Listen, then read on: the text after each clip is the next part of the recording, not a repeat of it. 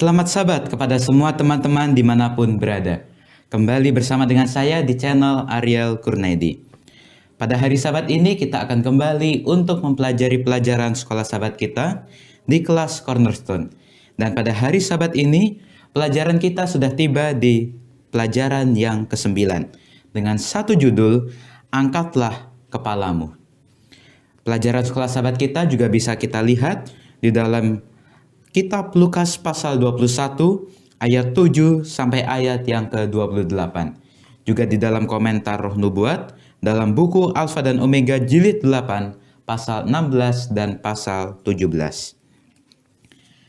Ayat inti pelajaran sekolah Sabat kita pada hari Sabat ini terdapat dalam kitab Lukas pasal 21 ayat 25 sampai ayat 28. Mari kita semua buka Alkitab kita di dalam buku Kitab Lukas pasal 21 ayat 25 sampai ayat 28. Dan akan tanda-tanda pada matahari dan bulan dan bintang-bintang.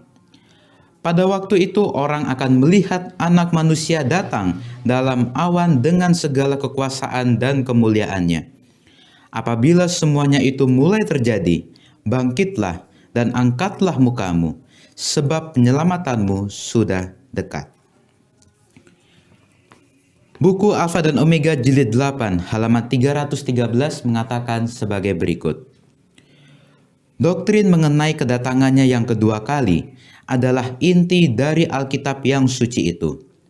Sejak pasangan yang pertama melangkah meninggalkan Taman Eden, anak-anak yang beriman telah menunggu kedatangan yang dijanjikan untuk menghancurkan kuasa yang merusak itu dan untuk membawa mereka kembali ke Taman Eden yang telah hilang. Orang-orang saleh zaman dahulu mengharap kepada kedatangan Mesias di dalam kemuliaan sebagai penyempurna pengharapan mereka. Teman-teman semua, pelajaran sekolah Sabat kita pada hari Sabat ini kembali menceritakan tentang Rasul Paulus, di mana pada saat itu Rasul Paulus sedang berada di dalam penjara dan dia menuliskan satu surat kepada para jemaatnya, kepada para pengikutnya untuk tetap memberitakan Injil. Janganlah malu memberitakan Injil dan janganlah malu menderita karena iman mereka kepada Kristus Yesus. Sama seperti Rasul Paulus, pada saat itu Rasul Paulus dipenjarakan karena imannya kepada Yesus, karena pekerjaannya yaitu memberitakan Injil tentang Yesus. Dan Rasul Paulus di sini juga menuliskan tentang hal-hal yang akan terjadi pada saat akhir zaman. Di sini Rasul Paulus menuliskan bahwa ketahuilah pada hari-hari terakhir akan datang masa yang sukar. Manusia akan mencintai dirinya sendiri dan menjadi hamba uang. Mereka akan membual dan menyombongkan diri. Mereka akan menjadi pemfitnah. Mereka akan memberontak terhadap orang tua dan tidak tahu berterima kasih.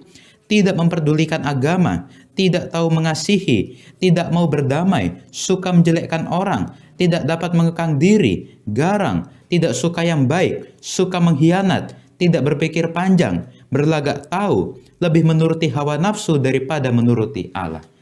Bahkan di sini Rasul Paulus juga menuliskan bahwa memang mungkin secara lahiriah atau secara fisik mereka menjalankan ibadah mereka, tetapi pada hakikatnya mereka memungkiri kekuatannya. Dan Rasul Paulus mengamarkan bahwa jauhilah orang-orang yang seperti itu. Mungkin pertanyaannya sekarang ini, apakah hal-hal seperti ini sudah terjadi? Ya, hal-hal orang-orang yang Rasul Paulus tuliskan sudah terjadi sekarang ini. Itu artinya bahwa zaman kita sekarang ini adalah sudah pada saat akhir zaman. Kedatangan Yesus yang kedua kali sudah sangat dekat. Dan di sini Rasul Paulus menuliskan bahwa kita sebagai umat-umat Tuhan, kewajiban kita untuk memberitakan firman harus kita jalankan. Beritakanlah firman, siap sedialah baik atau tidak baik waktunya.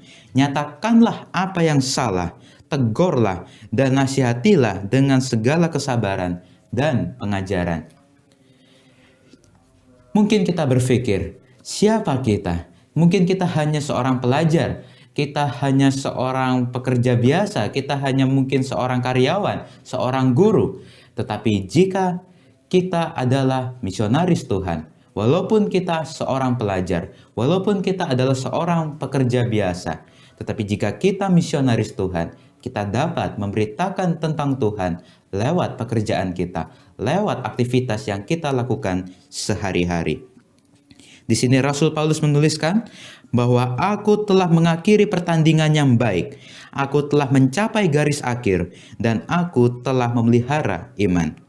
Sekarang telah tersedia bagiku mahkota kebenaran yang akan dikaruniakan kepadaku oleh Tuhan, Hakim yang adil, pada harinya.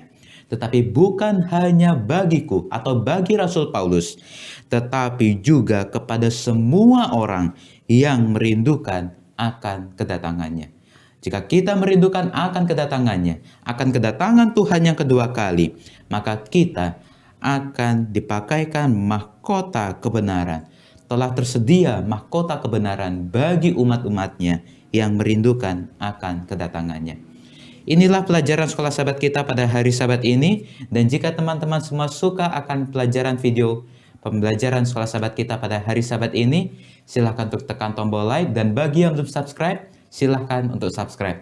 Dan juga share akan video pembelajaran sekolah sahabat ini ke seluruh sosial media teman-teman semua. Saya Ariel Kurnedi, sampai jumpa di video pembelajaran sekolah sahabat berikutnya. Tuhan Yesus memberkati kita semua.